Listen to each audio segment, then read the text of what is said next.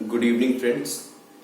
Today we are going to start Volume 2, the first chapter, Company Accounts of Class 12th Accounts, ISC.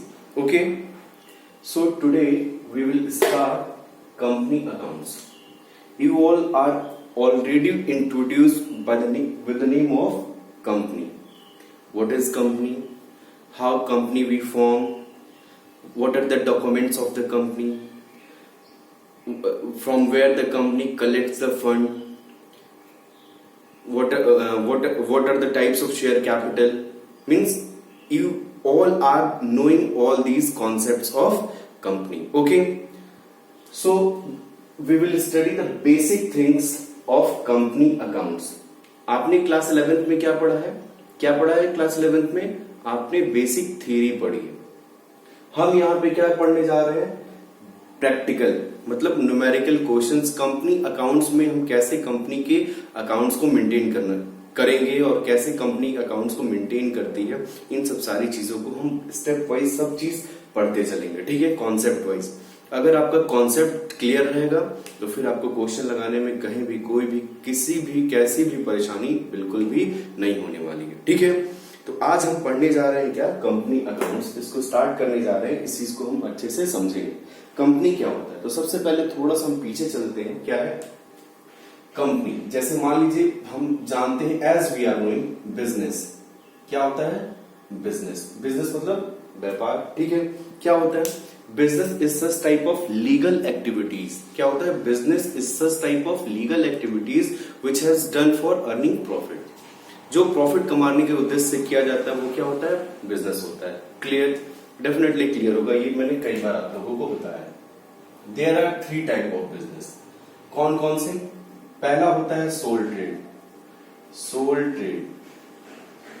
दूसरा होता है partnership. तीसरा होता है कंपनी. ठीक है ना? पहला होता है सोल ट्रेड. मतलब सोल ट्रेड का मतलब वन मैन आर्मी. एक ही उस सोल ट्रेड बिजनेस ऐसा बिजनेस होता है जहां पे एक ही आदमी सर्वा मतलब होलसेल होता है. ठीक है ना? सब कुछ होता है उस बिजनेस का. उसको हम sole trade means he is the responsible for all profit and all losses. ठीक है ना? If he is getting loss then he will pay from his private property. Getting बोला? तो that means that is called sole trade. Okay, partnership. अभी कुछ दिन पहले ही हम पार्टनरशिप खत्म हुआ. पार्टनरशिप को अच्छे से जान रहे होंगे, पार्टनर्स की डेफिनेशन जान रहे होंगे. ठीक है ना? जहां 2 या 2 से अधिक व्यक्ति, partnership is the relationship between 2 और more persons who have agreed to share the profit of a business carried on by all और any of them acting for all. तो अगर ये चीजें जहां पे है उनको हम क्या कहेंगे? पार्टनरशिप बिजनेस कहेंगे. जहां मतलब 2 या 2 से अधिक व्यक्ति किसी काम को करने के लिए एकत्र हुए हो, कलेक्ट हुए हो, संगठित हुए हो. ठीक है, और उस काम से होने वाले प्रॉफिट को बांटने के लिए भी सहमत हो, तो वो क्या हो? उसको हम क्या है? पार्टनरशिप बिजनेस कहते हैं. ठीक है ना? तो इसमें क्या होता है? मैक्सिमम जो कंडीशंस थे वो सब सारी चीजें हम लोगों ने पार्टनरशिप के केस में पढ़ा.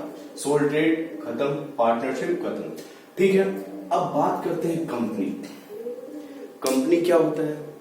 कंपनी बिजनेस का सबसे बड़ा स्केल होता है, लार्ज स्केल फॉर्मेट होता है. मतलब इससे बड़ा फॉर्मेट बिजनेस का कोई नहीं होता. ठीक है ना? यहाँ पे थोड़ा सा कम कैपिटल होता है तब भी चल जाता है. यहाँ थोड़ा सा इससे ज्यादा कैपिटल होगा. अगर बिजनेस को एक्सपेंड करना चाहता है तो अपने सोल ट्रेड को पार्टनरशिप में कन्वर्ट करेगा. ठीक है ना? और पार्टनरशिप से कंपनी में कन्वर्ट करेगा तो उससे वो अपने बिजनेस को और ज्यादा बड़े पैमाने पे एट लार्ज स्केल पे लेके जाना चाहता है. इसलिए वो कंपनी के फॉर्म के उसको इस्टेब्लिश करना पड़ेगा उसको. ठीक है ना? तो कंपनी क्या होती है, इन सब सारी चीजों को हम देखेंगे. आइए हम देखते हैं डेफिनेशन ऑफ द कंपनी. क्या है मीनिंग? कंपनी क्या है देखते हैं. कंपनी की डेफिनेशन 1956 इंडियन कंपनीज एक्ट में दी गई है. कहां दी गई है? इंडियन कंपनीज एक्ट में दी गई है. इन कंपनीज एक्ट 1956. ओके, अब ये एक्ट इसको अमेंडमेंट किया गया और अब कंपनीज एक्ट 2013 कर दिया गया. कंपनीज एक्ट क्या कर दिया गया है 1956 चेंज हो गया किसमें 2013। ओके, तो डेफिनेशन क्या दी गई है, डेफिनेशन ये दी गई है a company is an artificial person. क्या है, ध्यान से सुनिएगा, a company is an artificial person. क्या है, पर्सन है, कौन सा पर्सन है, आर्टिफिशियल पर्सन है। Clear, a company is an artificial person created by law. क्या, क्रिएटेड बाय लॉ, किसके द्वारा क्रिएट किया गया है, कौन है क्रिएशन इसका, क्रिएटेड बाय लॉ, लॉ के द्वारा क्रिएट किया गया, मतलब एक ऐसा पर्सन है जो लॉ के थ्रू क्रिएट किया जा रहा है। A company is an artificial person created by law, ठीक है, हैविंग सेपरेट लीगल एंटिटी। क्या है, हैविंग सेपरेट लीगल एंटिटी, क्या है, जिसका एक अपना अलग लीगल एंटिटी है, ठीक है, विथ परपेचुअल सक्सेशन। विथ क्या है, परपेचुअल सक्सेशन, मतलब किसी के आने और जाने से कंपनी के ऊपर कोई भी प्रभाव नहीं पड़ता है, ठीक है ना। एंड कॉमन सील, क्या मैंने बताया, डेफिनेशन फिर से एक बार पढ़ते हैं। A company is an artificial person created by law having separate legal entity with a perpetual succession and common seal, ठीक है ना। तो अब इसको हम डेफिनेशंस को लिख दे रहे हैं एक बार आपके लिए। A company is an artificial person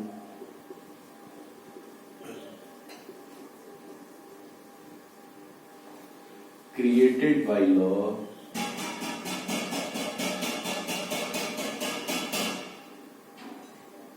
having separate legal entity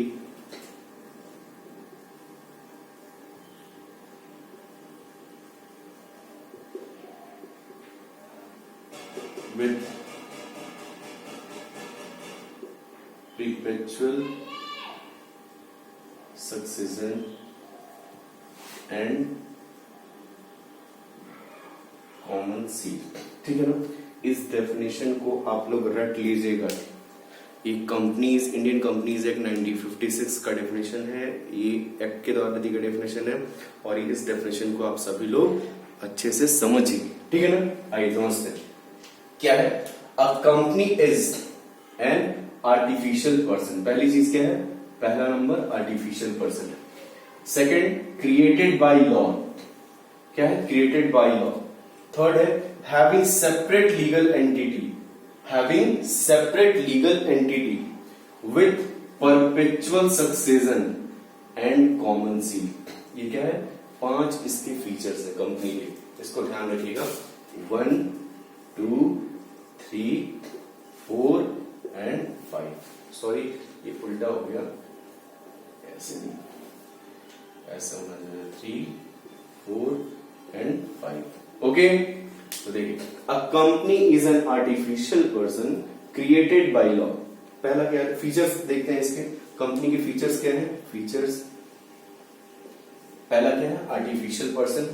first, artificial person, artificial person किसको कहते हैं, किसको कहते हैं, नेचुरल पर्सन हम लोग हैं, क्यों, हम लोग लाइव है। Okay, artificial person who are man made, जो मैन के द्वारा, मतलब जो चीजें लीगली वैलिड हो, ठीक है ना, तो इसको आर्टिफिशियल, जो मैन मेड हो उनको मैन मेड की, उसको हम क्या कहते हैं, आर्टिफिशियल की कैटेगरी करते हैं। तो आर्टिफिशियल पर्सन किस, देखिए पर्सन की कैटेगरी दी गई है कंपनी को, ध्यान रखिएगा।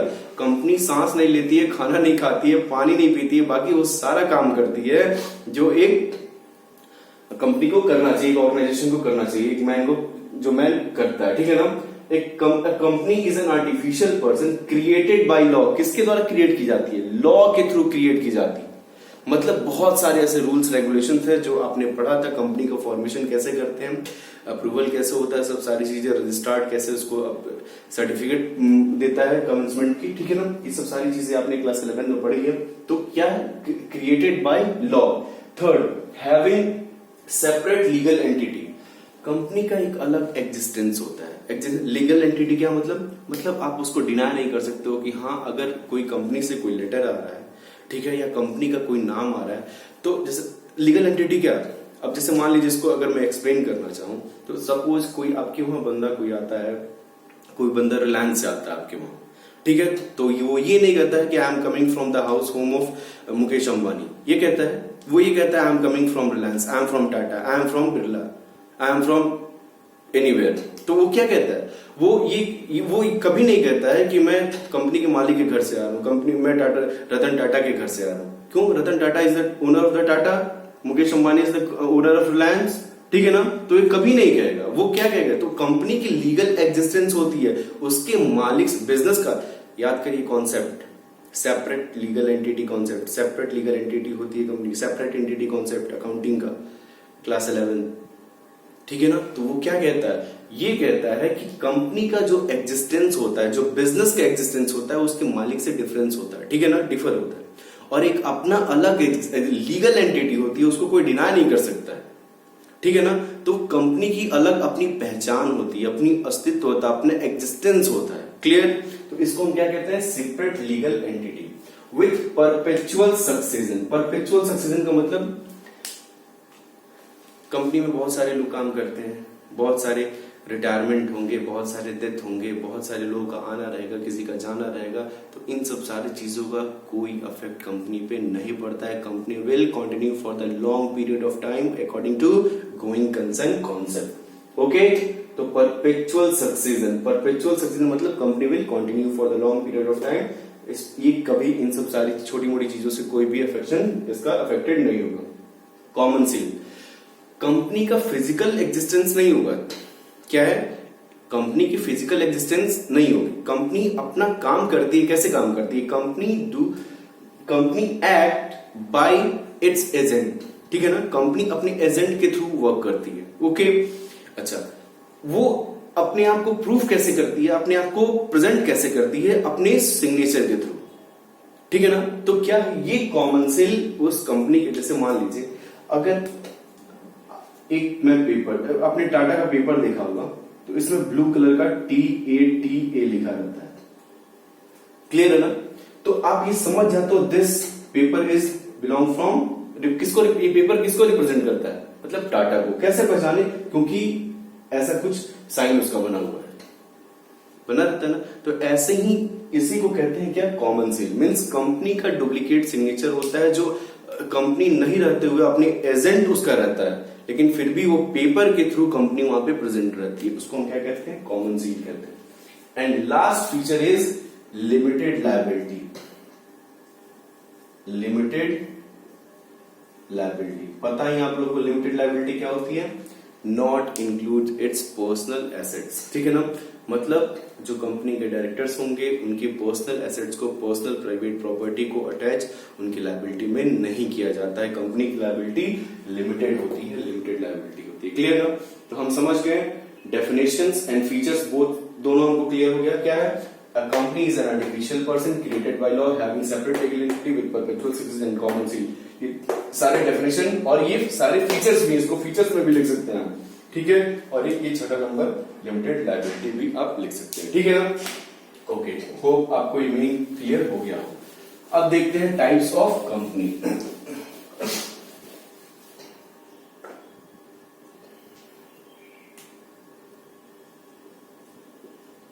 ज्वाइंट स्टॉक कंपनी, ठीक है ना। 3 तरीके की होती है बेसिकली कंपनी, जो आप लोग को पढ़ना है। क्या है? प्राइवेट, पब्लिक एंड एक नया फॉर्मेट और बहुत चर्चित OPC, जो कंपनीज एक्ट 2013 में इंट्रोड्यूस किया गया है, 1 person company, okay. Private companies, public companies, ठीक है ना। OPC 1 पर्सन कंपनीज, इसको क्या कहेंगे? 1 पर्सन कंपनीज।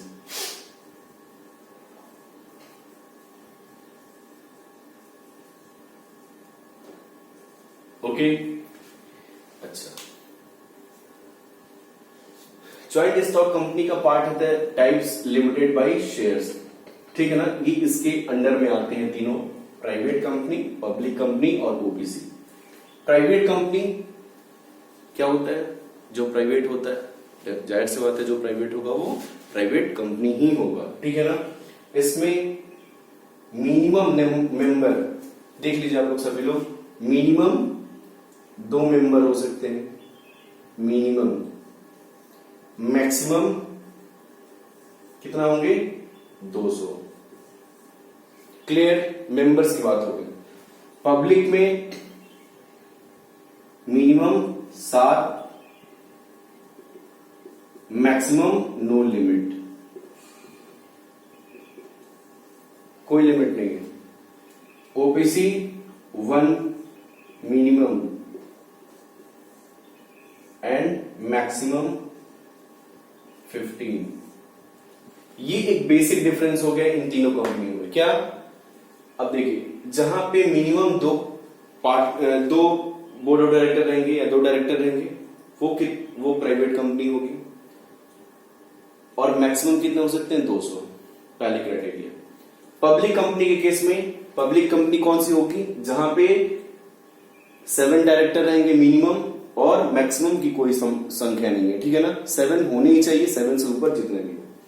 और ओबीसी के केस में 1 होगा और मैक्सिमम 15 होगा। मिनिमम कोई ना कोई एक व्यक्ति भी अपनी कंपनी स्टार्ट कर सकता है according to companies act 2013। Clear. अच्छा, अब देखिए पहला कंडीशन ये हो गया। पहला कंडीशन, तीनों का टाइप, मैं तीनों का डेफिनेशंस भी टाइप के अकॉर्डिंग यहीं पे मैं एक्सप्लेन कर दे रहा हूं। Second condition, private company can not transfer his shares, can't transfer it's shares, ठीक है ना। Public company can transfer his shares, ठीक है ना। ओपीसी में अभी ऐसा कोई कुछ नहीं है, ओपीसी को कन्वर्ट करना पड़ेगा प्राइवेट और पब्लिक में। इसके लिए कंडीशन क्या है, पहला कंडीशन तो मेंबर का हो गया, दूसरा कम से कम 2 साल कंप्लीट होना चाहिए, after 2 years, after completion of 2 year, 2 year, ठीक है ना।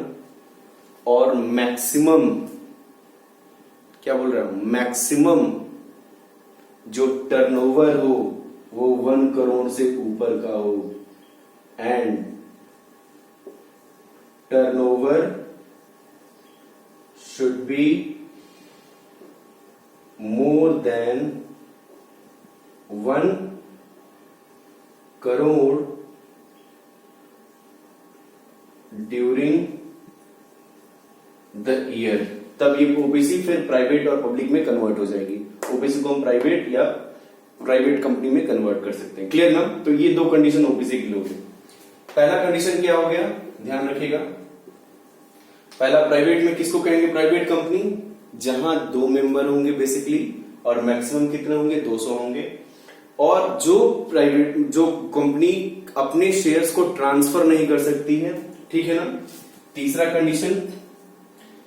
कंडीशन क्या होगा, private companies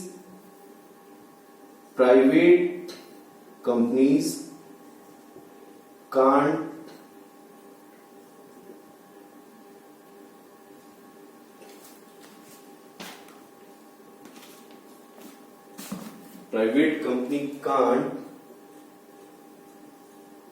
invite to public,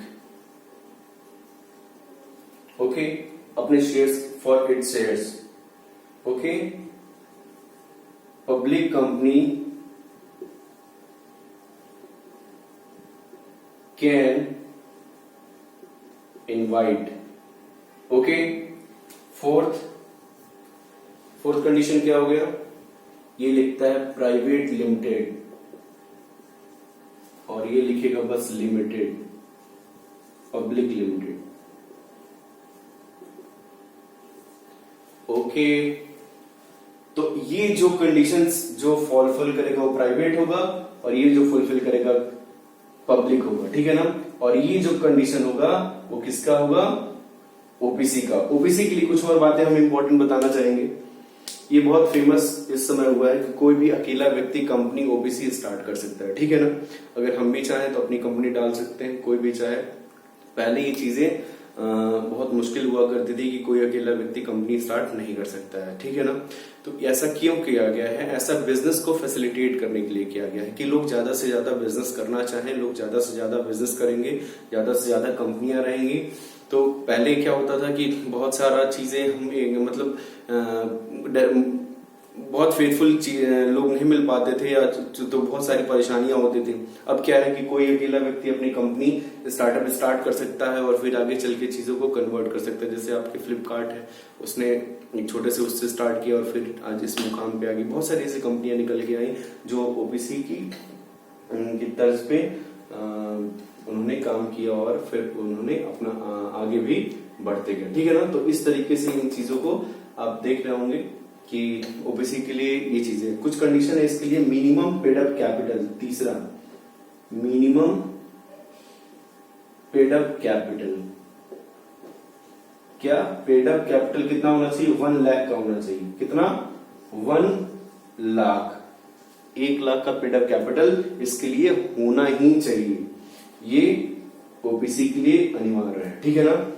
अच्छा, मेंबर हो गए, ये पेड अप कैपिटल हो गया और ये कंडीशंस हो गए।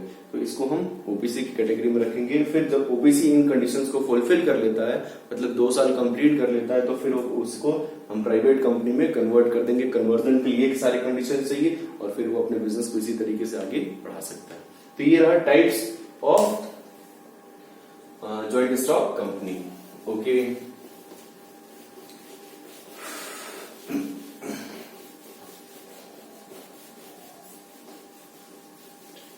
अब बात करते हैं किसकी? अब बात करते हैं शेयर्स, ठीक है। Source of fund, source of fund. कंपनियां बेसिकली पैसा बिजनेस के लिए कहां से जुटाती हैं? बिजनेस के लिए पैसा कंपनियां कहां से जुटाती हैं? 2 तरीके से बेसिकली जुटाती हैं। क्या है? शेयर्स, और दूसरा है क्या? डिबेंचर्स, ठीक है। Shares and debentures. शेयर्स क्या होता है? शेयर्स कैपिटल का हिस्सा हो गया, मतलब आपने पढ़ा होगा कंपनी का कैपिटल, ठीक है ना। तो सबसे बड़ा कंपनी का कैपिटल क्या होता है? Authorise capital.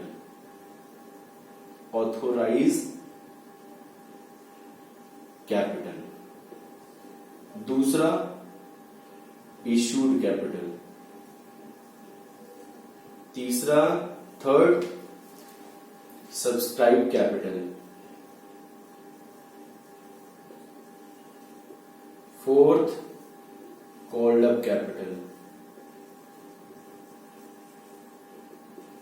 Fifth paid up capital.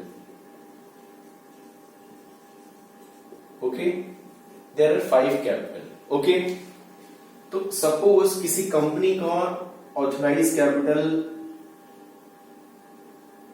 1 lakh है, 1 लाख।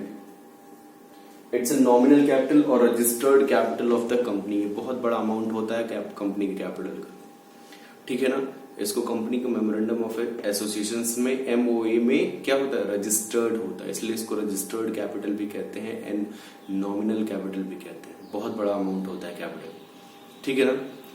तो इस कैपिटल को कंपनी, जैसे मान लीजिए 1 लाख रुपए है, 1 लाख रुपए को कंपनी क्या करती है? डॉक्यूमेंट बना देती है, ठीक है ना। अब 1 लाख रुपए को कैसे जुटाएगी कंपनी? तो कंपनी क्या करती है? लोगों के पास जाती है। कंपनी क्या करती है? लोगों के पास जाती है। कैसे जाएगी? थ्रू शेयर्स के थ्रू जाएगी। मतलब क्या करती है? कंपनी 1 लाख रुपए को छोटे छोटे टुकड़ों के, मतलब अमाउंट में एक डॉक्यूमेंट बना देती है इस पैसे को, ठीक है ना। क्या है? शेयर्स जो क्या है? एक डॉक्यूमेंट है। It's a very little part of the nominal और लिटिल पार्ट ऑफ द क्या? कैपिटल है। ऑथराइज कैपिटल, ठीक है ना। मतलब इस कैपिटल का एक बहुत ही छोटा पार्ट है। अब इस 1 लाख रुपए को हम 10 रुपए से अगर डिवाइड करना चाहें तो हमारे पास कितने शेयर्स बनेंगे? 10,000 शेयर्स बनेंगे। कितने? 10,000 शेयर्स बनेंगे।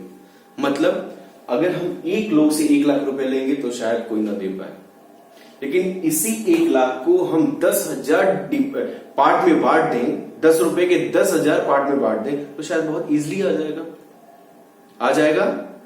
तो कंपनी ऐसे करती है क्या, अपने इस जो टोटल अमाउंट ऑफ कैपिटल है उसको 10 रुपीज के 10,000 पार्ट में क्या करेगी? बांट देगी और मार्केट में बेचने के लिए खड़ी हो जाएगी, ठीक है ना। मार्केट में एक प्रोसेस होता है, अभी सब सारी चीजों को देखेंगे। और फिर जो भी इसको खरीदेगा, ठीक है ना, डेफिनेटली किसी के लिए बहुत 10 रुपए बहुत इजियर होगा, किसी के लिए बहुत डिफिकल्ट होगा देना। तो जिसके लिए डिफिकल्ट होगा वो भी चाहेगा, अगर कोई कंपनी का नेम फेम अच्छा है, रेपुटेशन अच्छा है, गुडविल अच्छी है, तो भी उसको अगर वो पैसा इन्वेस्ट करना चाहेगा तो वो पैसा इन्वेस्ट करेगा। क्लियर? तो वो जो भी शेयर होल्डर है वो क्या करना चाहेगा? कंपनी अपने ऑथराइज कैपिटल को छोटे छोटे टुकड़ों में क्या करती है? छोटे छोटे पैसों को टुकड़ों में क्या करती है? डॉक्यूमेंट में बांट देती है, और जो जितना खरीदता है उसके हिसाब से वो पैसा कंपनी के पास चला जाता है, और फिर कंपनी के पास बिजनेस के लिए फंड आ जाता है, और उस कंपनी से बिजनेस ग्रोथ करती है, प्रॉफिट अर्न करती है, और प्लस जो पैसा जितने लगाया है उतना पैसा उसको रिटर्न भी दे देती है।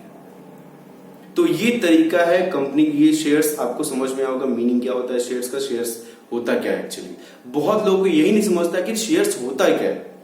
तो शेयर्स क्या है? शेयर्स एक डॉक्यूमेंट है। वो क्या है? इट्स अ वेरी लिटिल और very small part of the क्या? Authorise capital. क्लियर? अब बात करते हैं, शेयर्स तो समझ में आ गया, अब बात करते हैं शेयर्स कैपिटल की। शेयर्स कैपिटल की अब इसमें पहला चीज आ गया क्या? पहला ऑथराइज कैपिटल। देखिएगा ध्यान से, ये सब सारी चीजें मैं 11th में भी बता चुका हूं, लेकिन फिर मैं बता रहा हूं। ऑथराइज कैपिटल क्या हुआ? जैसे मान लीजिए कंपनी ने 1 लाख रुपया इशू किया मार्केट में, कंपनी का ऑथराइज कैपिटल ये रहा, ठीक है ना, 1 लाख रुपया। ध्यान से चीजों को समझते जाइए, बहुत ध्यान से समझ में आता जाएगा।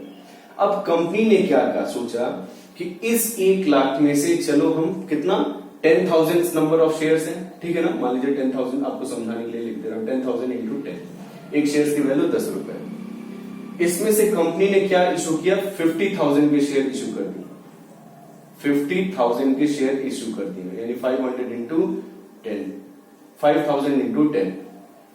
तो जितना पार्ट इशू किया है वो हो जाएगा क्या? Issued capital. Means whatever company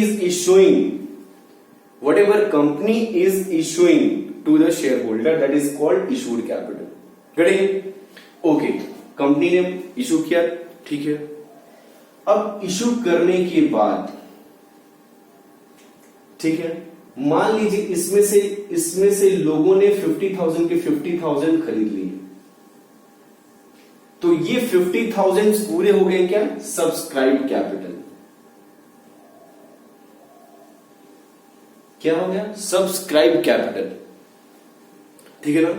क्या हो गया? कंपनी सब्सक्राइब कैपिटल हो गया, मतलब सब्सक्राइब बाय द पब्लिक ने उसको क्या किया? खरीद लिया, ठीक है ना।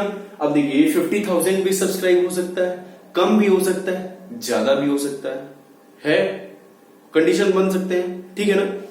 तो जब जो मान लीजिए 50,000 शेयर इशू किया और 50,000 में से 40,000 की सब्सक्रिप्शन है, मतलब 40,000 सब्सक्राइब हुए, तो 10,000 नहीं हुए, तो वो 10,000 जो बचेगा वो क्या होगा? अनसब्सक्राइब हो जाएगा। क्लियर? अच्छा, अब बात करते हैं subscribe called up capital. Called up capital क्या होता है? कंपनी क्या करती है? जैसे कंपनी 10 रुपए शेयर्स लेना है, एक शेयर्स की वैल्यू 10 रुपए है, ठीक है ना। कंपनी क्या करती है?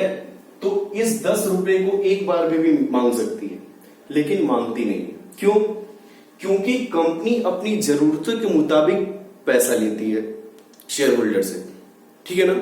मतलब उस पैसे को लेगी फिर अच्छे से optimum for the optimum utilisation of the funds, and when company will utilise to that fund then company will go for the further calls और नेक्स्ट कॉल्स।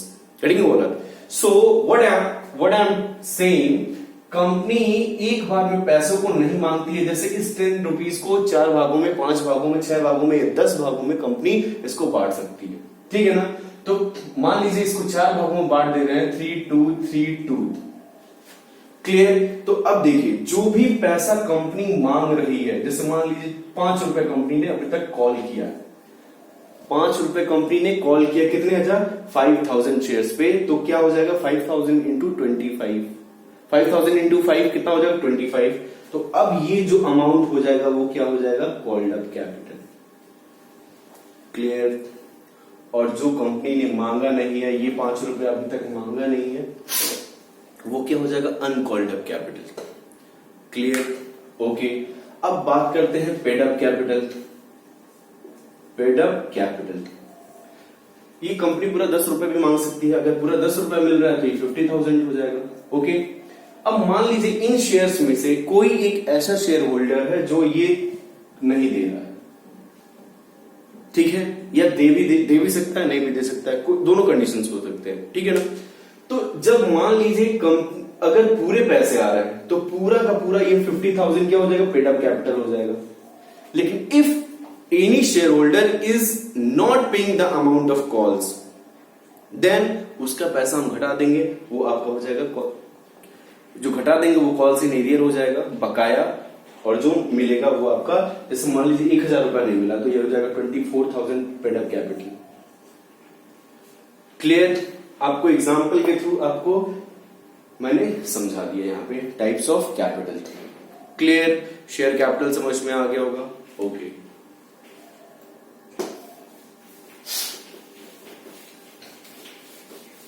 वीडियो बहुत लंबा हो रहा है, खैर आज के लिए इतना ही आपको, ठीक है ना।